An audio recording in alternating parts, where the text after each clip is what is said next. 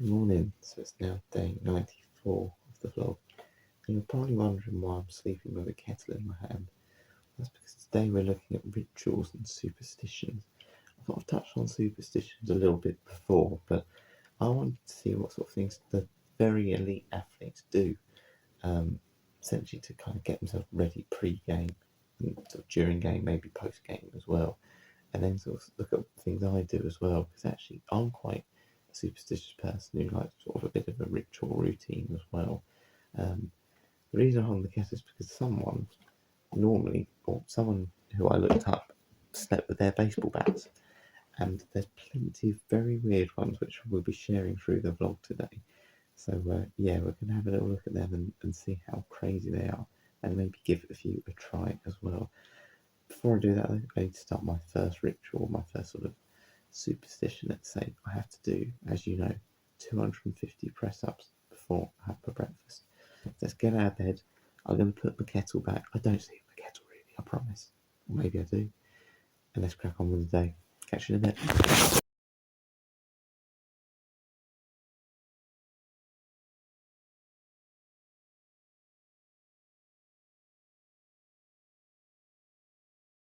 So I just want to take this moment as well just to thank Tina, Connor and family as well for your very, very kind donation.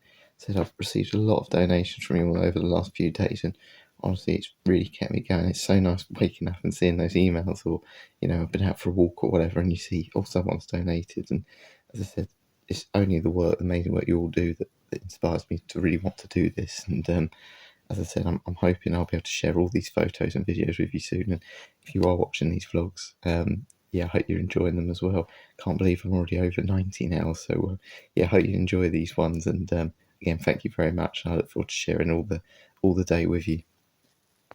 247, 248, 249, 250, 251. Oh, time for breakfast.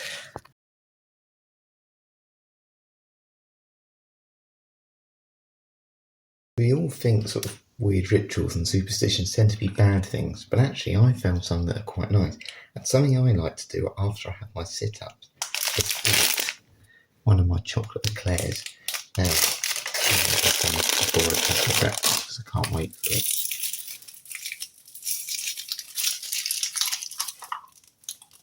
So, be careful though, because you break your teeth. Now, there are only 2 left in the packet. And that's what Inzaghi did pretty much. He'd eat a packet of biscuits, but he'd always leave 2. That's what I'm going to do. I'm not going to have any more. Well, not on camera anyway. This is a bit of a weird one today. So it's a shaker bottle. It's a 500 ml of water. I'm going to shove a Weetabix in it. Hopefully it will sink. Yeah. And then I'm going to have some Huel powder and cacao powder. So we get a little scooper out. Fill it up with powder, tip it in. Right, moment of truth. It's so weird this, it becomes like oats again when you put it in, but if I open that up, that looks good to me. Right, let's try it. I love that. That's so nice. It isn't really a superstition, let's say, or a ritual, but I do tend to move for whatever reason whenever it gets to 6:35 on my watch. So yeah, basically I'll go and brush my teeth first before I go and put my running stuff on. Get no idea why. I think a lot of it so I don't drop toothpaste down me because I'm not very good at that. But yeah, so that's, I suppose, a half a ritual, but not a very exciting one, is it?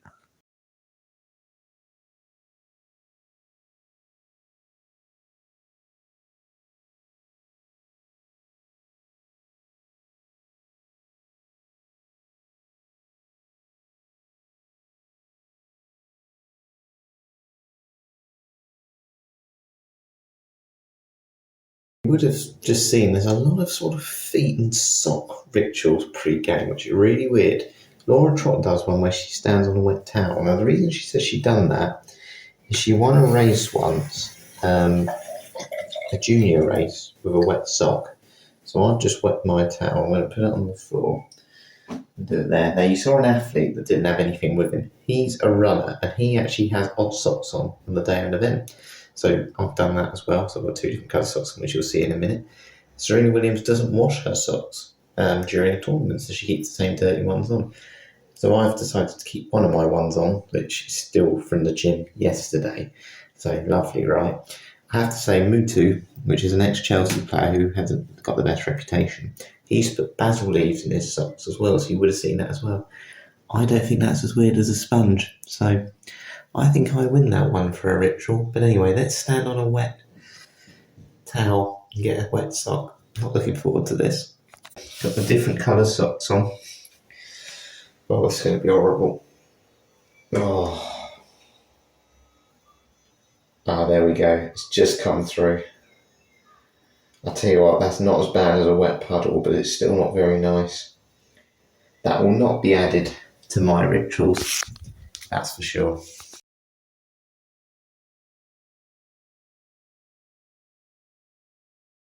Run, you would have also seen that people sometimes take lucky charms, so things like a necklace or something. But this person, rugby player, I believe it was, he took a knitted dog. But again, it brought him luck. I used to have like a lucky stone I used to take for darts. But of course, my lucky charm throughout this whole corporate training, whatever you want to call it, is this guy. So yes, you are coming on my very short run this morning. As it's kind of taper week now, I do about 3-4 miles. Really, really easy today because my hamstring is a little bit tight. A lot of running over the weekend, so taking it nice and easy today, and then we're going to have a good few days off running. No impact, just really chilling out. But I need this guy to get me through it today. He's my lucky charm. Aren't you lucky? Kind of half broken one of my rituals already today, because something I normally do is when you see me on these runs, I never ever record a vlog clip before 6k, and I don't really know why, to be honest. I think in my mind I'm thinking I need to have got some running in before I kind of relax and have a bit of a break, but today, unless it's been for a vlog video, I haven't done that. So yeah, it's a bit odd, but I suppose it's one of those things really, you just do. I think a lot of, in general, is we're very much creatures of habit, and I'm very much someone who just loves routine, it just keeps you focused. Right, on to the next one. Another thing I do, which I certainly don't recommend people doing, is running in the road, but I normally go when it's really early. So thankfully 90% of the time it's quiet, but if there's a situation where I can't run in the road, what I'll do, when I'm on the pavement, I'm always on the right hand side of it. I'm never on the left hand side of it. So like here, when we get up to it, I'll always run on this side. And as you can see, you may not be able to really tell from the footage, it's bounced up and down, but the path is slanted. And I think a lot of it's to do with my ankle op. I always felt more comfortable when it was slanted this way, you know, going down on my right side rather than up on my right side.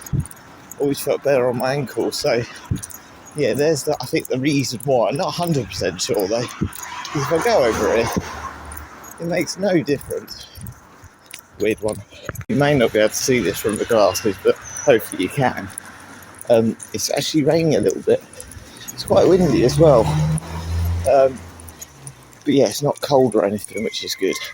I was actually watching some YouTube videos last night of the event, because a few people had vlogged and their experience of it before, and I think the main things I took from it is the initial stages seem to be in quite residential areas and a lot of concrete, which is great for me, because that's where I can rack up the mileage a bit quicker, and obviously that's the sort of terrain I'm used to. And also, the rest stops, there's quite a walk, I think, to get into some of them. So one of the guys was saying he'd done 75k, but actually he'd only reached 70k on the actual total distance. So just being aware of that.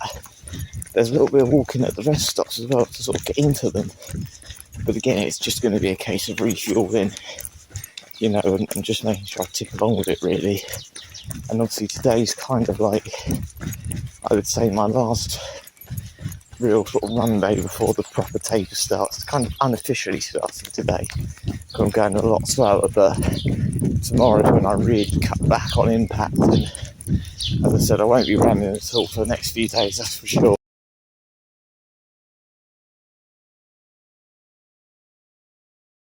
Just seeing food can be quite an important ritual for a lot of people, superstitions. And there was a guy called Wade Boggs who looked like, I think he was a baseball player. He was nicknamed Chicken Man, essentially because he used to eat chicken before every game because he thought it gave him the strength. I actually don't think that's that weird. I think it's a bit weird that I'm going to eat some tuna now and then an apple. So tuna and an apple or a bit of chicken before an event. I think I'm weird. So, but if it works, who's complaining? Plenty of protein, that's what I need over the next 2 weeks.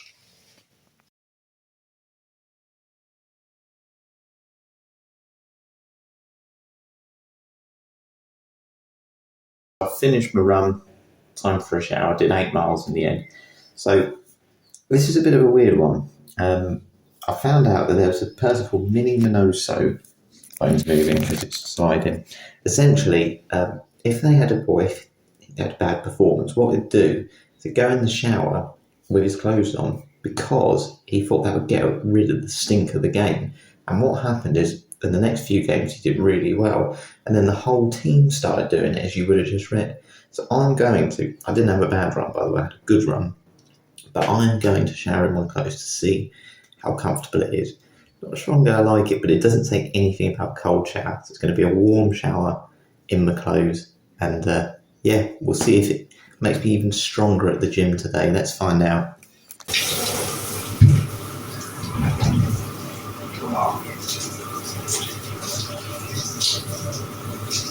Getting all that stink off me.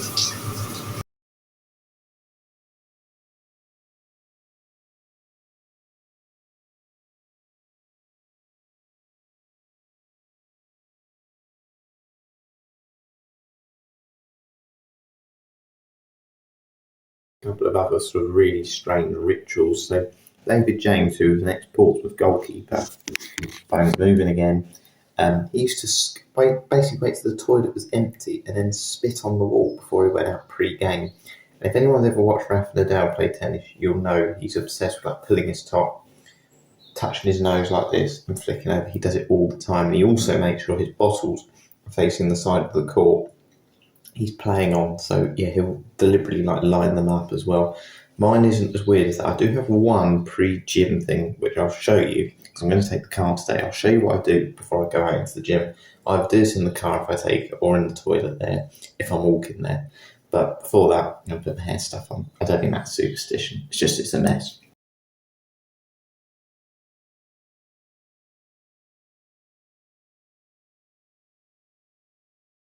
In the car, and you would have just seen that there was a guy during like a match or whatever, he would cut his nails with nail clippers. People give him nail clippers. I think he used to bite his nails. And yeah, they kind of decided just give him some nail clippers or something along those lines. Anyway, you would have just read it. Anyway, my one, you probably would have guessed. I like to smell nice. So what I'm going to do is I'm literally going to spray myself. I've already done this, by the way, but when I go in the gym, I'm hoping people will really notice it. I've got this is rose jam, which is really strong. So I'm going to spray it 10 times. If someone doesn't notice that at the gym, they've lost their sense of smell, because it is very strong.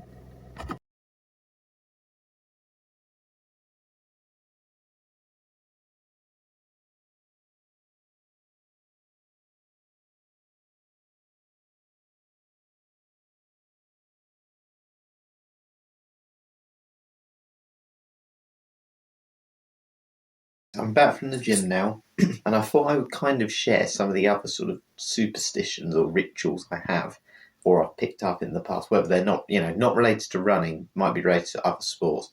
So darts was one where I had a lot. Darts is a mental game. I have to say, a lot of darts players have funny rituals and OCD things, and I've certainly got those issues. So when I used to play, I had a real habit of doing this. So, like I said, you're underneath the dartboard at the minute. So I would, every time before I threw, I'd make sure I pulled my trousers up. So as you can imagine, my shorts or trousers were kind of like up here by the end. They were so high where I just felt they were slipping down all the time. Now they weren't slipping down. And then also just throwing my darts like so. And then what I would do before I pulled my shorts up, so I'd pick them out as normal. And then I would also kick my socks up like this. Because I thought they were slipping down. I thought everything was slipping down, but it wasn't really. It's just habit. Did it all the time. So it's just constantly pulling up shorts, pulling up trousers. And yeah, I just couldn't help myself. I don't think I'd do that now, but you never know. If I started playing again under pressure, I probably would. But in a home environment, obviously I'm fine. Probably my biggest OCD thing, let's say, is going to the toilet. Whether it's pre-run, pre-dart smash, whatever it was, it's always been a thing for me. I'm always thinking I need to go to the toilet. Honestly, when I'm out with my brother, we're going, every toilet I go by, I stop. Now, I still have issues with that, and I'll just kind of show you an example. So let's say I'm going to bed, I've done everything, okay? Everything. The last thing I have to do, though, is I must go to the toilet. It's the last thing. So say my bed's there. Say this drawer here is slightly open. If I have to, so I've just been to the toilet, I'm coming to bed, but I've seen this is open. I have to push that back in because I'm worried it's all going to fall out. And then because I've done that, I have to go to the toilet again. And the toilet is literally, open the door, here. So if there's anything I'm not happy with, literally, and then I have to go and do it, I'll have to go to the toilet again before I go to bed. So I said it could be anything like a drawer, or it could be something that's, I need to close. I literally been to the toilet 2 seconds ago, but I have to go again because going to the toilet is the last thing I do, or I think I'll need to go again. Ridiculous. So I'm going to keep a bit of a tally of all the things I've done so far. I know it's unofficially started, but I'm going to count that today. I haven't done a walk yet, but I'll do that later. I did the elliptical trainer, as you saw. I did some weights today. Done a stretch. I've certainly done these two things as well. And then we need to work through these. So from tomorrow, we're going to definitely work through these. But I'm thinking I might have a little go at one in a minute. I might just read 18 pages of a book because I haven't done reading enough recently. That wasn't meant to be knitting, by the way. I realised after I've written it, it means sewing. So we'll do sewing. And I think if we learn something new, it should be a language. I'm looking forward to trying that. Today's reading is men's health. I'm going to try and read a section of these every day so I can tell you a little fact or something that I've learned from it. So we're going to look at improve your performance because it's only 12 pages. And we'll see if I can pick up any facts that maybe can link to today's vlog, any ritual information. Let's have a look. Now, I want you to answer this as well. Ask yourself this question, okay? You're busy at work and the box of celebrations is there, okay? Let's be honest, if it's there, you're going to eat it. Would this work for you, though? This is their tip. Keep a bowl of fresh fruit at your workstation. It'll be on hand for when you do require a snack, and you'll be amazed at how popular you suddenly become, especially if you're female co-workers. I don't know.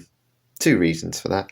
I don't think I'm going to really want an apple over a biscuit if it's there. I just don't think anyone would eat it.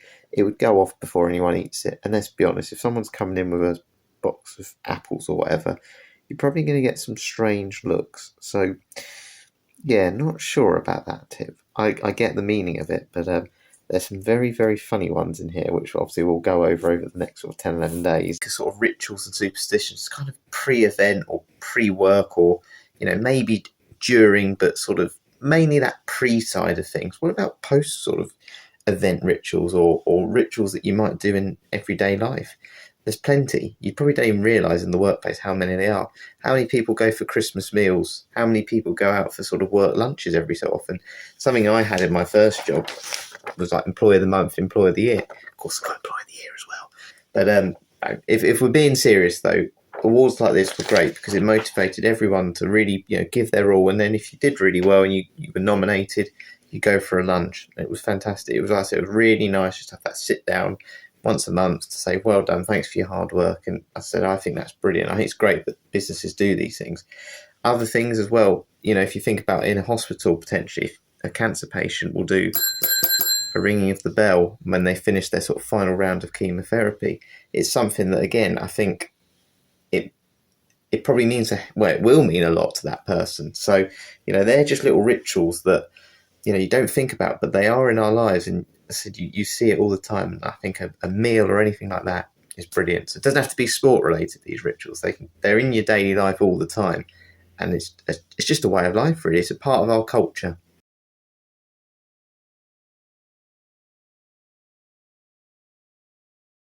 Final one for today. Of course, sports have post-ritual sort of cultures as well, particularly when they're celebrating success. Now, I want to celebrate success today because I've essentially finished the main part of my training. 94 vlogs. This is the 94th vlog. So really, I've been, since I've been doing these videos, I was training beforehand, but 94 days of hard training. I think it's time to celebrate now because we've made it to the taper period. What do a lot of sports teams and particularly football clubs do when they've won a trophy? It normally involves getting a bottle of champagne out, maybe a Lucozade, and throwing it over their teammates and celebrating as they lift the cup. I've got my bottle of water because I've still got to be healthy. I haven't completed the event yet. But to celebrate, I'm going to finish, as I've now made it to my taper week, by pouring some water over my head. Oh. That is freezing and I need to get changed. Yeah, that's it for today. About to head out for another walk. The sun's finally come out. I tell you, it wasn't very nice this morning. So yeah, I think rituals do matter. I think in a sports environment, they really do. And I think a lot of athletes would not be able to go and do the event. They'd be very stressed if they haven't done their ritual. And ultimately, I think it would affect their performance. So it doesn't matter how weird it is. It doesn't matter if you have to have wet socks or stinky socks or, shower in your stinky clothes or whatever. If it works for you, does not matter. You've got to believe in it. And ultimately, I think every top athlete is a little bit obsessed with doing things in a routine now. I think it separates them from the others. I know I've got some weird routines as well. And as I said, I know I can't relax if I don't do them. So as much as 250 sit-ups in the morning seems crazy, it's just part of my routine, superstition, ritual, whatever you want to call it. And as I said, they're just a part of our daily life in general. And I don't think that's ever going to change. We're just creatures of habit.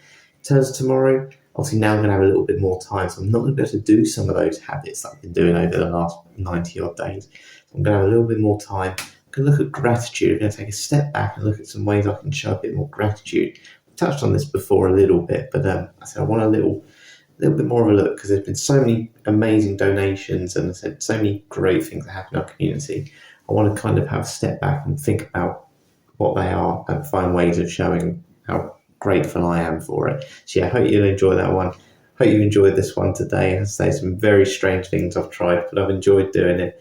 And yeah, I'll catch you later.